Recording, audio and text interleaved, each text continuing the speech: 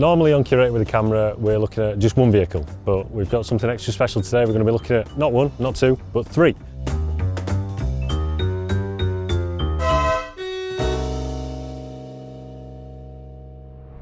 We've had a huge week here at Locomotion up in Shildon.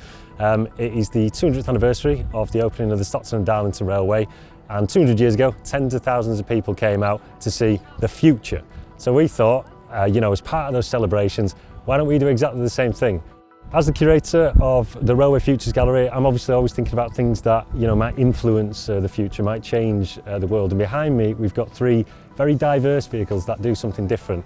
We've got a passenger and a freight locomotive, I've got a freight wagon, and we've got a passenger vehicle. And they all do very different things. They could lead to very different futures, but they all solve challenges today. And that's the reason why we've got them on display. I've got the Curator camera then. We are going to have a real in-depth look at each of these vehicles, and then we're going to go inside two of them, and we've got two special guests from the organisations behind these vehicles that are going to tell us a little bit more. And we're starting with the Class 93. So we're stood in front of the Class 93 then. It's an absolute beast. The first thing to say about this vehicle is that it is a tri-mode locomotive. Now what that means is it's got three different modes of propulsion power.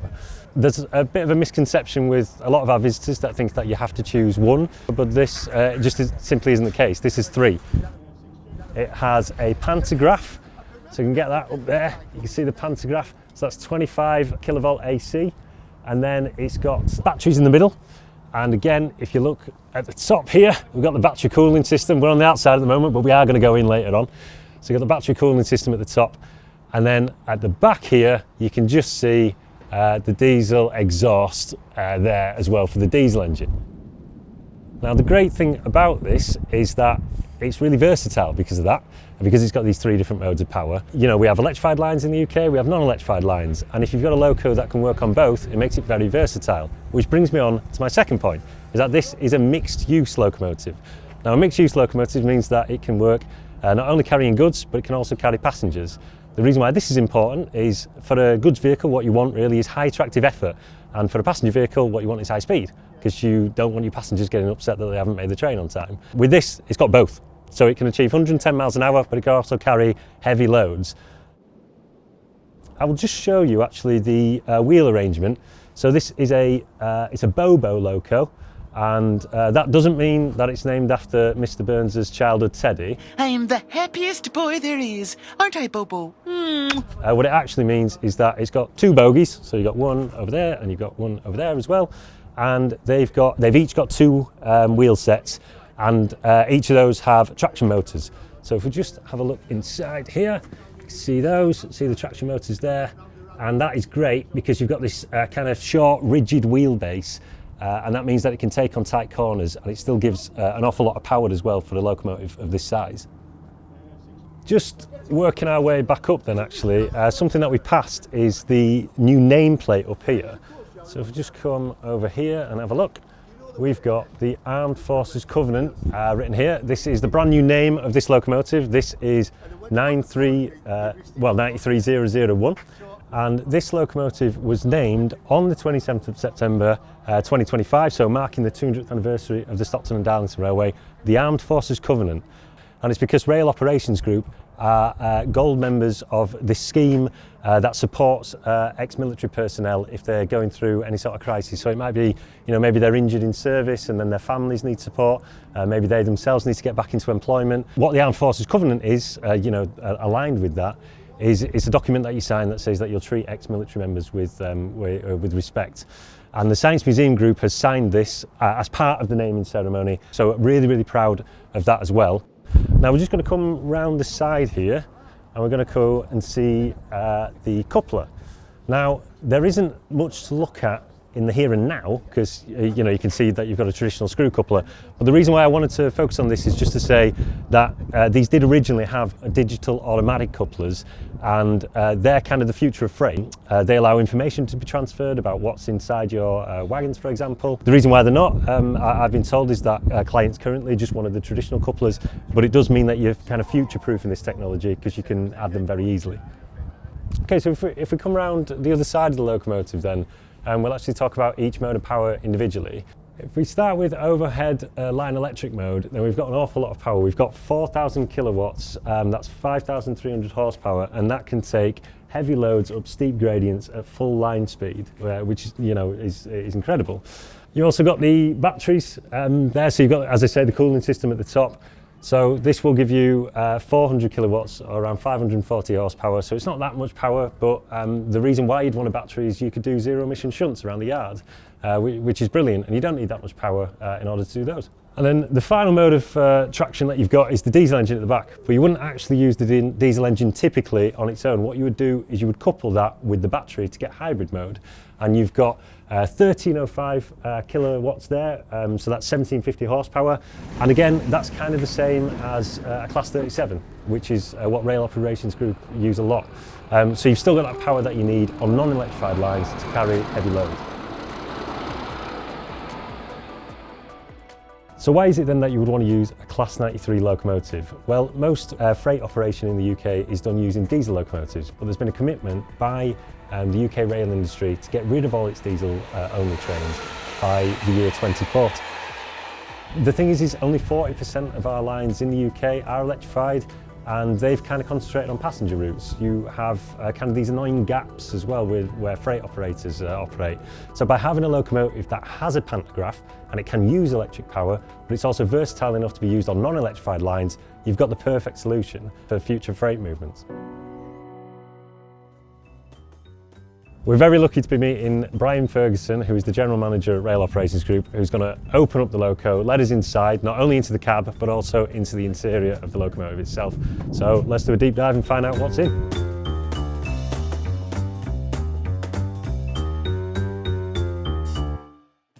So Brian, what is the future, I suppose, for the organisation with the Class 93s? So, I mean, step one for us is finding a customer to take these vehicles on lease. Yeah.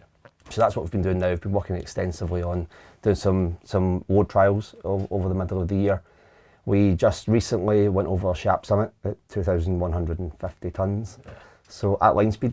So I don't think there's anything that's went over Sharp at that speed with that weight. Yeah. So we've done quite well there.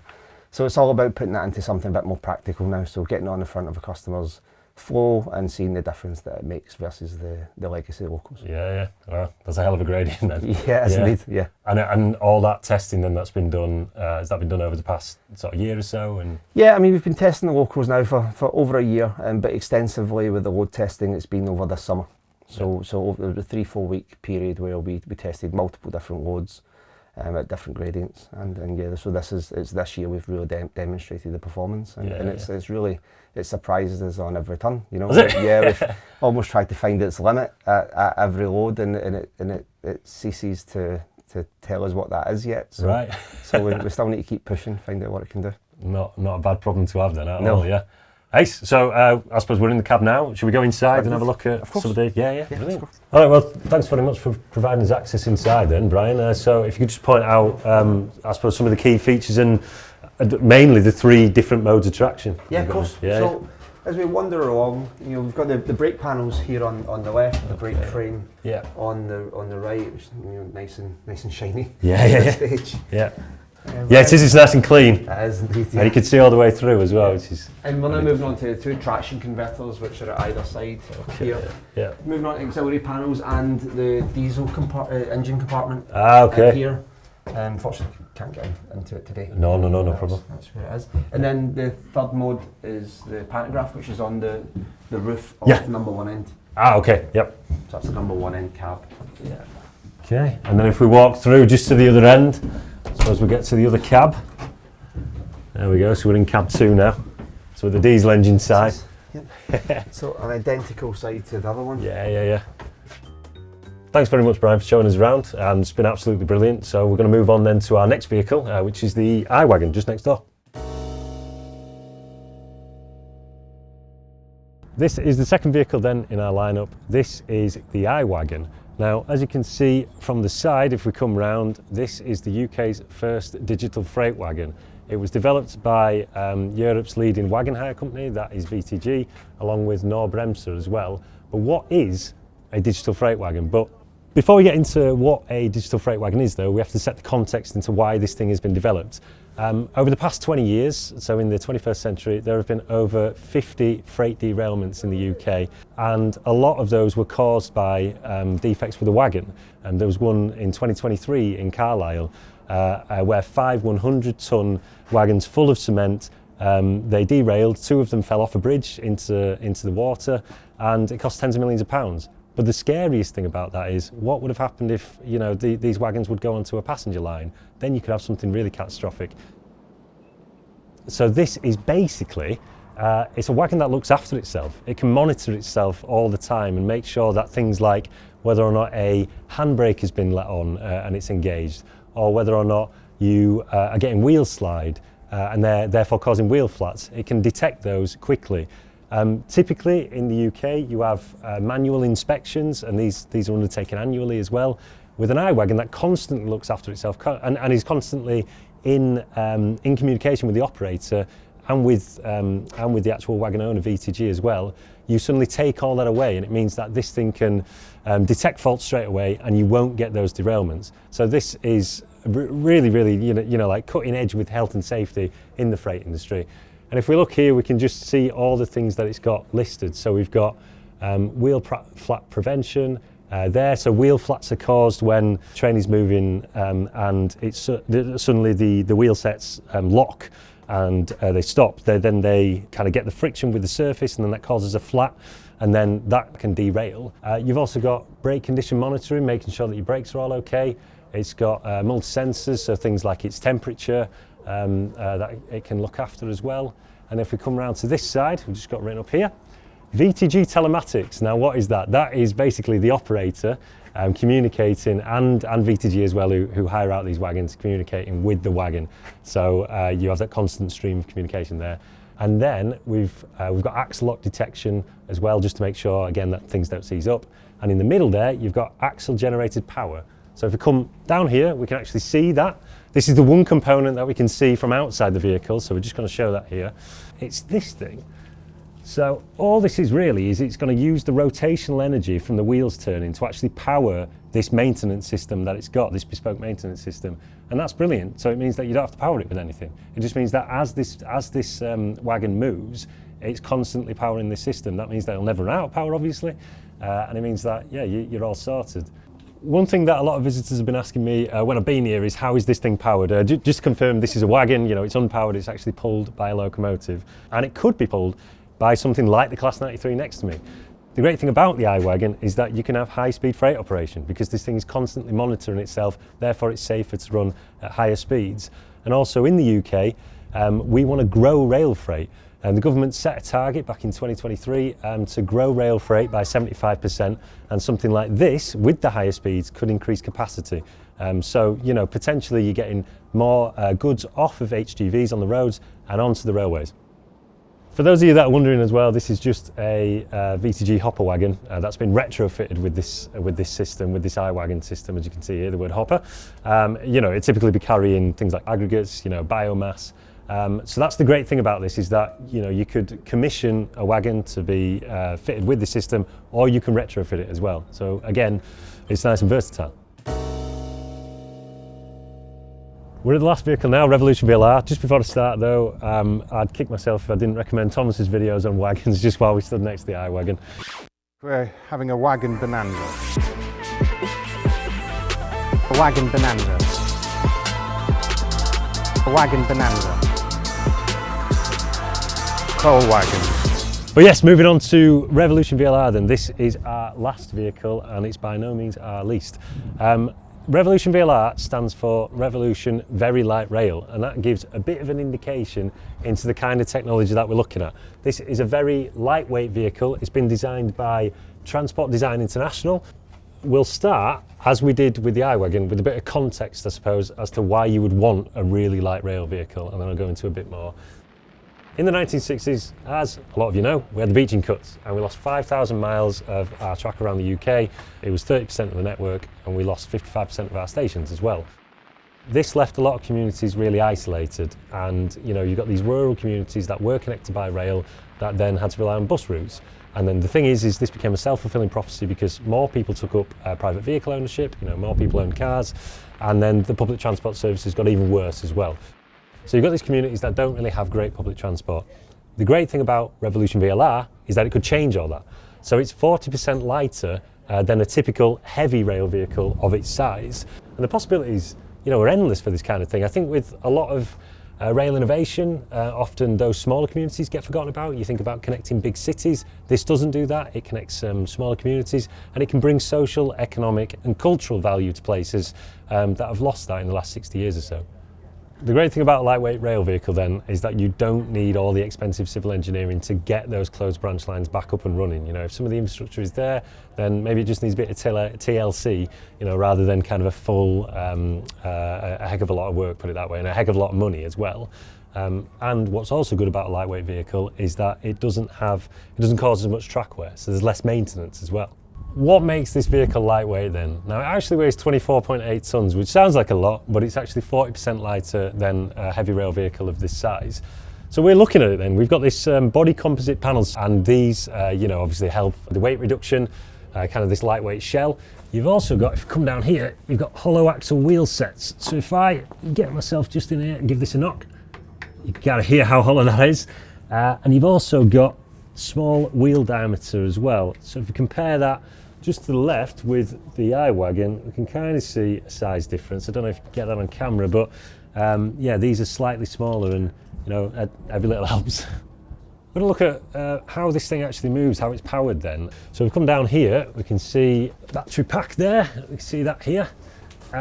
Now, as I say, at the moment, this demonstrator has both diesel engine and batteries as well, because at this stage in its development, that's what it's doing. But you will have this will be completely zero emissions when it's up and running, and purely operating on battery with fast charge system on the line side as well.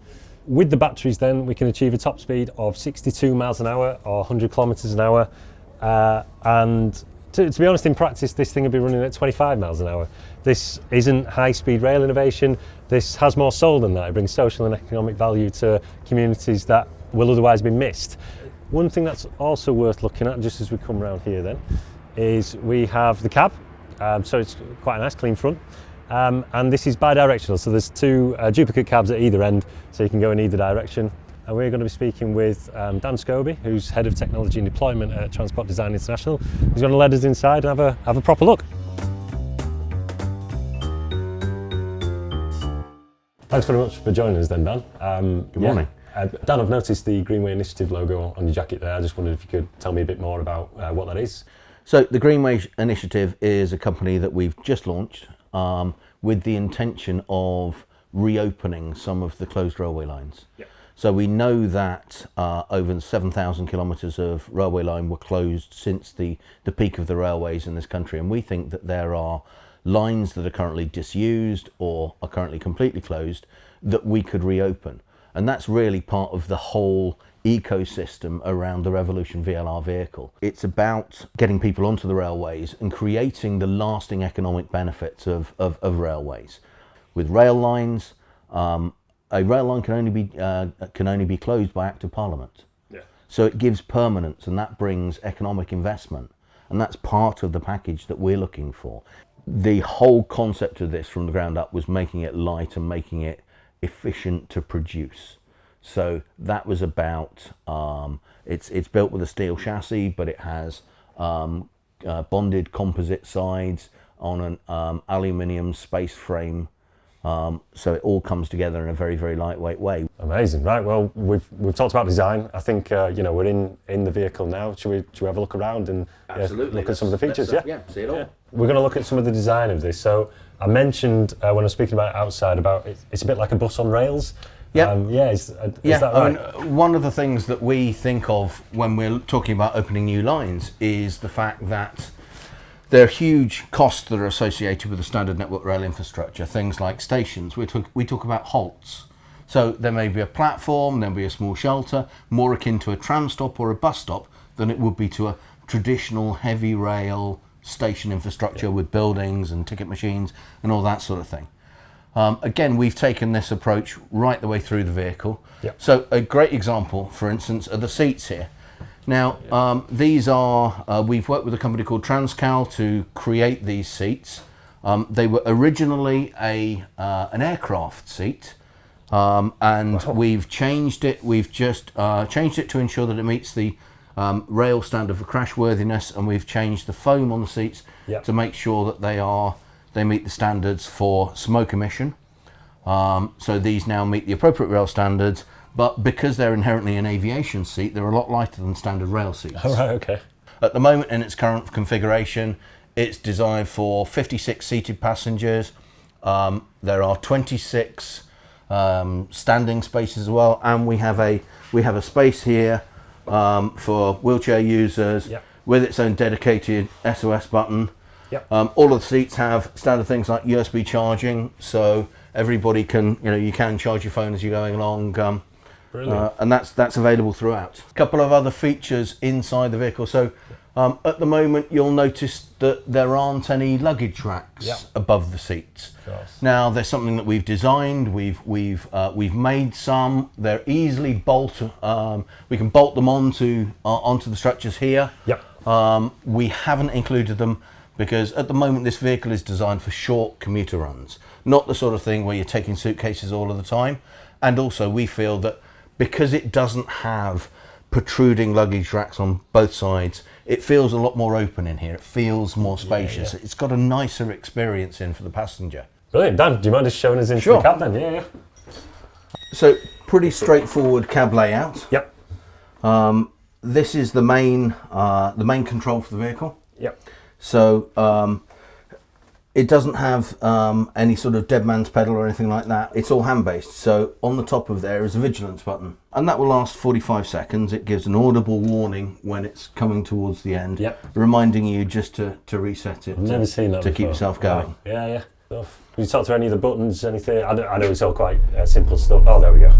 We've already started. So essentially, we have the two sets of buttons here are enabling the doors, so we can enable the doors, we can open the doors on one side, and the same then for door close, or if we disable the doors, they'll close automatically. We've got headlights, hazard warning lights. These are the air systems, so we've got whether it's going to windscreen, footwell, or windscreen and footwell, blowers, air conditioning. And on a day like today, then having decent wipers is quite important. And of course, we've got the nice. That's what we're all here for. Two tones of the horn. Yeah, fantastic. So that's it then. We have seen 3 vehicles, all with incredible technologies that are set to potentially transform our railways. But what I want you to do is, as you're watching this video, is not necessarily think about the amazing engineering that we've seen, and it is amazing engineering, but actually to think about the big challenges that they're trying to solve. We've got to think about the isolated communities that could potentially benefit from this. We've got to think about the climate crisis and the fact that we could have less extreme weather events because of these things, and the fact that we could get more freight on our railways and off of our roads as well. So you've got to think, are these the things that could solve those big challenges that we face today? I personally think that there is huge potential for all of these 3 vehicles, and I can't wait to see them potentially in the future. Thanks very much for watching. If you like this video, don't forget to like and subscribe, and also follow us on all socials for all sorts of railway videos in the future.